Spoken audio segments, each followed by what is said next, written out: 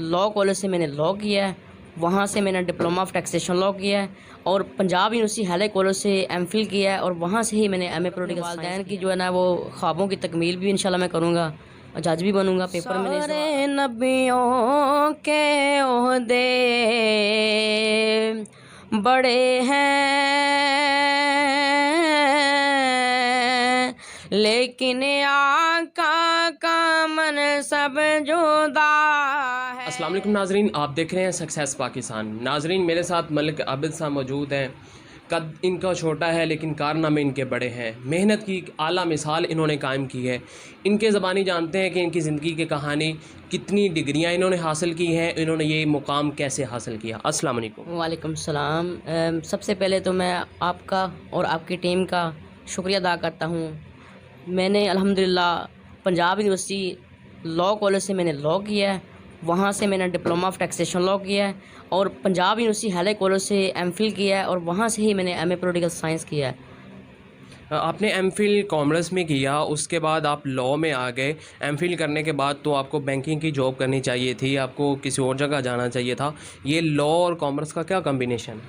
Law में आने का एक मकसद है, हमारी ज़मीन बाईपास के ऊपर, मैं कसूर का रहशी हूँ, बेसिकली कसूर से बिलोंग करता हूँ। हमारी ज़मीन बाईपास के ऊपर आ गई थी तो वो काफ़ी कीमती ज़मीन हो गई थी, लेकिन मैं नाम नहीं लेना चाहूँगा। और हमारी ज़मीन के ऊपर मेरे मुखालफिन ने जो उसके ऊपर कब्ज़ा कर लिया था, इसकी वजह से मैंने लॉ किया है ताकि मैं अपनी ज़मीन जो है ना वापस ले सकूं। और इसी तरह ही मेरा यही शुरू से ही मेरा शौक़ था कि मेरे वालिदैन की एम्बिशन थी, ख्वाहिश थी कि मैं जज बनूं।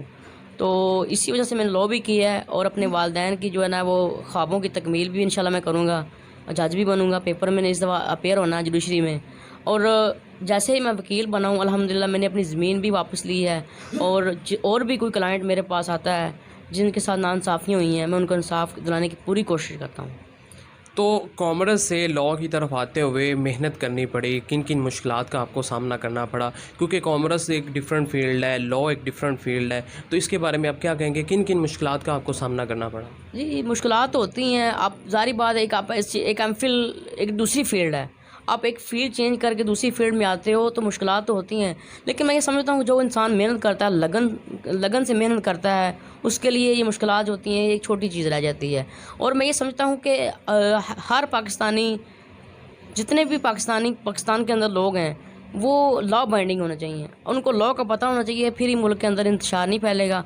जब हर बंदा अपनी रिस्पॉन्सिबिलिटी लॉ के मुताबिक पूरी करेगा तो वो मैं समझता हूँ कि कभी भी मुल्क के अंदर इंतशार नहीं फैलेगा।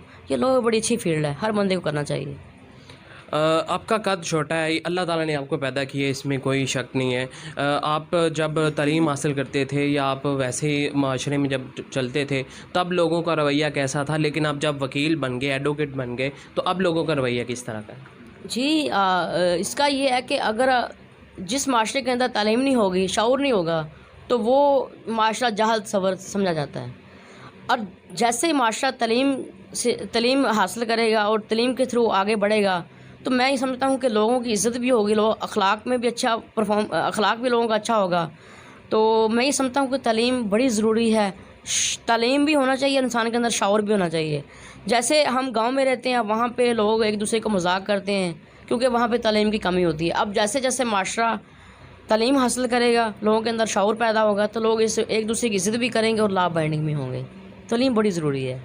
आपके कहने का मतलब है तालीम जो है लोगों के रुतबे और इज़्ज़त में इजाफ़ा करती है। वही लोग जो पहले आपको मजाक करते थे वही आपके पास आके कहते होंगे कि ये हमारा मसला रिज़ॉल्व कर दें। तो तालीम बहुत ज़रूरी है, नो डाउट। अच्छा, मुझे ये बताएं, आपकी फ़्यूचर प्लानिंग क्या है? आप वकील बन के एमफिल कर लिया आपने, इतनी अच्छी तालीम है, फ्यूचर प्लानिंग क्या आपकी?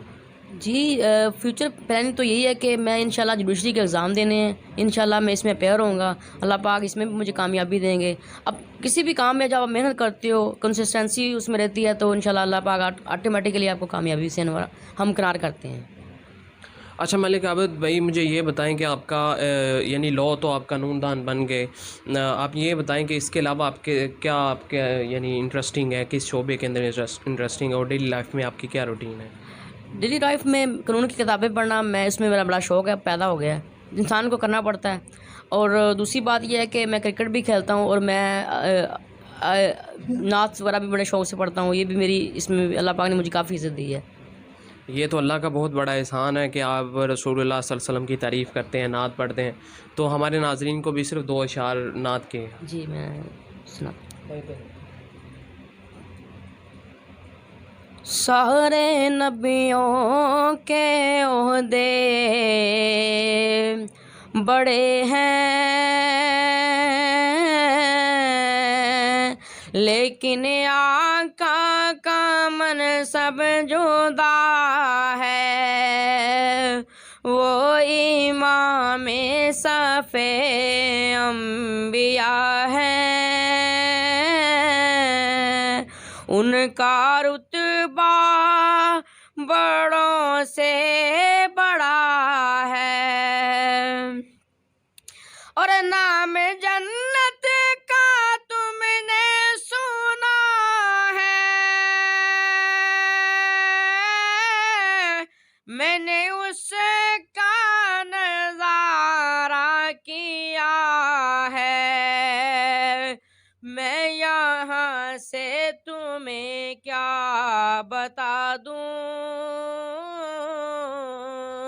उनकी नगरी की गलियों में क्या है। वो इमाम सफ़े अम्बिया है,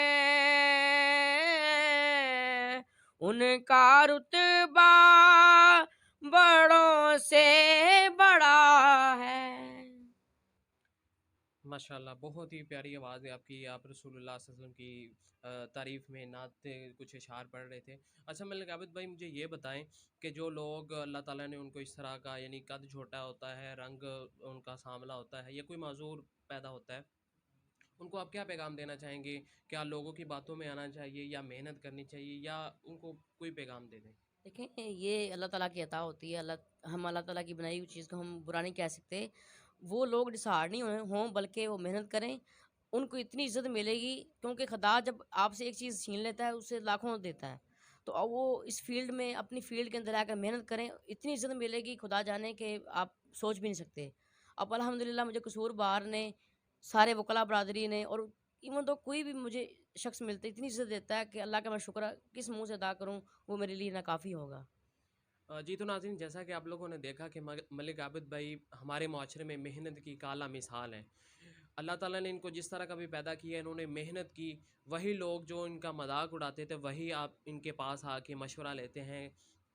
तो हमें भी ये सबक हासिल करना चाहिए कि अल्लाह ताला ने हमें अगर कोई कोई हुनर नहीं दिया, कोई किसी फ़ील्ड में अच्छा नहीं पैदा किया, तो दूसरी फ़ील्ड चूज़ कर लें, उसमें अल्लाह ताला ने हो सकता है आपके लिए अच्छा किया हो। तो इसी के साथ अपने मेज़बान को इजाज़त दें और देखते रहें सक्सेस पाकिस्तान। अल्लाह ने के बाद।